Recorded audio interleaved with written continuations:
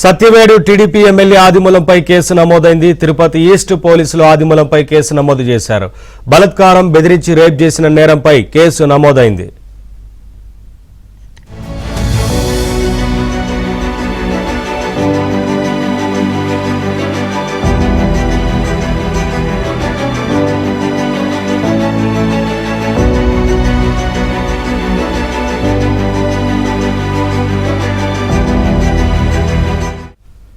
Satyavedu TDP MLA ఆదిమూలంపై case నమోదైంది. Tirupati east పోలీసులు ఆదిమూలంపై case నమోదు చేశారు. బలాత్కారం, బెదిరించి రేప్ చేసిన నేరంపై కేసు నమోదైంది.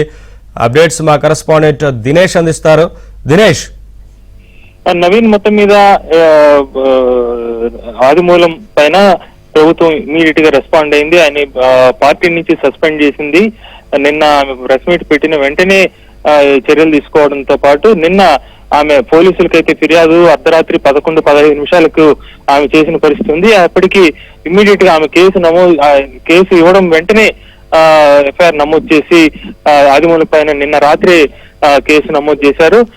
గత ప్రభుత్వంలో ఇట్లాంటి దుర్మార్గమైనటువంటి వ్యవహార శైలి అనేక మంది చేసినా ఏ రకమైనటువంటి చర్యలు తీసుకోలేదు. దీంతో ఎంతో మంది బాధితులు సఫర్ అయినా మిన్నకున్న పరిస్థితి. అయితే మహిళ పట్ల జరిగినటువంటి దురాగతానికి ఆమె బయట చెప్పడంతో ఇమీడియట్ గా పార్టీ నుంచి సస్పెండ్ చేయడంతో పాటుగా చట్టపరమైనటువంటి చర్యలకు కూడా టీడీపీ కూటమి ప్రభుత్వం ఇమీడియట్ గా రెస్పాండ్ అయింది. అందులో భాగంగా నిన్న కేసు నమోదు చేసింది. ఏదైతే ఆమె ఆరోపించినటువంటి సంఘటన ఉందో తిరుపతి భీమాస్ ప్యారడైజ్ లో ఈ రకమైనటువంటి దురాఘాతం జరిగిందని ఆమె తన లేఖలో, చంద్రబాబు రాసిన లేఖలో కావచ్చు, అలాగే ప్రెస్ మీట్ లో కానీ చెప్పడం జరిగింది. దీంతో ఆ సంఘటన జరిగినటువంటి జ్యూరిడిక్షన్ ఏదైతే ఈస్ట్ పోలీస్ స్టేషన్ ఉందో ఆ ఈస్ట్ పోలీస్ స్టేషన్ పరిధిలోనే ఆమె ఫిర్యాదు చేయడం, దానిపైన ఈస్ట్ పోలీసులు కేసు నమోదు చేశారు.